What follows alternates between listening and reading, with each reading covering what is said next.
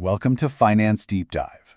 So, picture this. It's January 20th, 2026. Traders are just getting back from a long weekend, and they walk into a market in total freefall.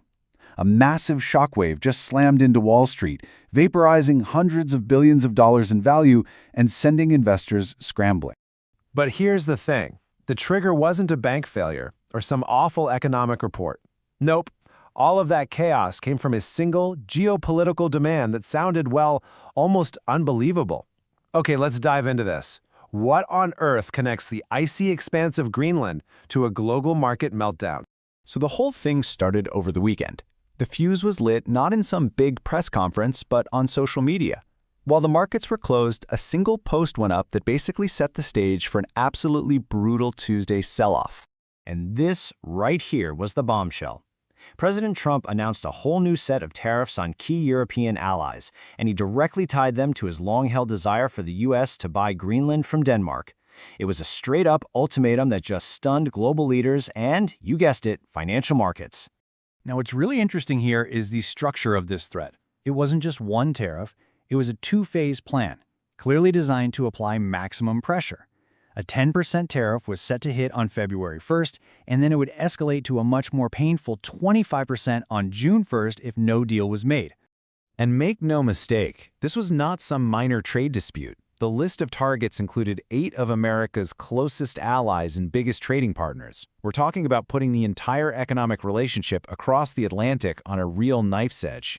So you can imagine what happened. As the opening bell rang on Tuesday, the market's reaction was immediate and it was brutal. Investors priced in this brand new, kind of unquantifiable geopolitical risk right away, and the numbers, well, they were staggering. The S&P 500, the big market benchmark, it plunged 2.1%. That was its worst single day in months, and just like that, it wiped out all the gains from the start of the year. Gone. The tech-heavy Nasdaq, it got hit even harder, falling 2.4%. That whole AI-driven rally that had been powering the markets, well, it suddenly looked very vulnerable to a trade war. And just to really get the scale of the damage, just look at the tech giants. The 7 biggest companies, NVIDIA, Apple, Tesla, all of them, they lost a combined $683 billion in value in a single day. Just incredible. So, as investors fled from stocks, where did they go? They piled into the classic safe havens. Gold futures surged by over $93 an ounce, rocketing to a brand new all-time high. And silver's move was even more dramatic. It exploded nearly 7% in just one session, another record. That really highlights the intensity of the fear that was gripping the market. This summary really shows the pain across the board. The Dow dropped 870 points. Both the S&P and Nasdaq fell below these really important technical levels that analysts watch. Meanwhile, you've got precious metals soaring, and the VIX, Wall Street's fear gauge, spiked to an 8-week high. It was a textbook risk-off day, where everybody just sells risky stuff and runs for safety. But look, this wasn't just about numbers flickering on a screen. The threat of these tariffs immediately started to ripple through the real economy, hitting major companies and setting off alarm bells for consumers. This is the question that really matters to everyone, right? When tariffs hit, who actually pays the bill? The company overseas, the U.S. company that imports it, or you, the consumer?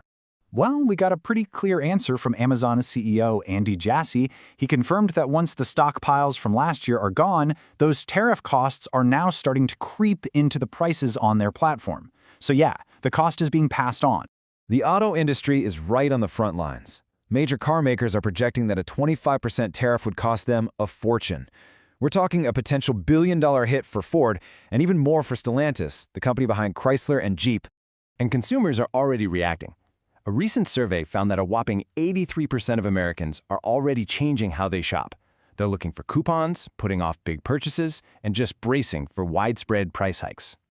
So, this one-day shock has left Wall Street deeply divided. The big question everyone is asking now is whether this is just a temporary storm, or is this the beginning of a new, way more volatile economic reality? So what's the deal here? How does the U.S. economy actually absorb this kind of shock? Will its underlying strength win out, or could a long trade dispute trigger something much, much worse? Honestly, the experts just don't agree. You can see the split perfectly right here. On one side, you have Goldman Sachs forecasting sturdy U.S. growth of 2.6%, basically believing tax cuts will outweigh the tariff problems. But then you have J.P. Morgan, and they're way more cautious, seeing growth at just 1.8% as all this trade disruption and a slowing job market start to take their toll. So, with all this uncertainty floating around, how is an individual investor supposed to navigate this kind of volatility? Well, financial advisors are really urging calm and a focus on the long-term fundamentals. The consensus advice is pretty clear. First, and this is the big one, don't panic sell. History shows that investors who sold during similar shocks last year ended up missing the recovery. Instead, you've got to maintain a long-term view. Make sure your portfolio is spread out globally, and maybe consider bonds, which have become a lot more attractive with higher interest rates. A common guideline you hear about is the rule of 120. It's simple. You just subtract your age from 120 to find a suggested stock allocation.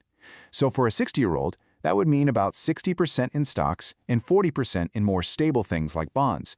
It's just a simple way to think about balancing risk.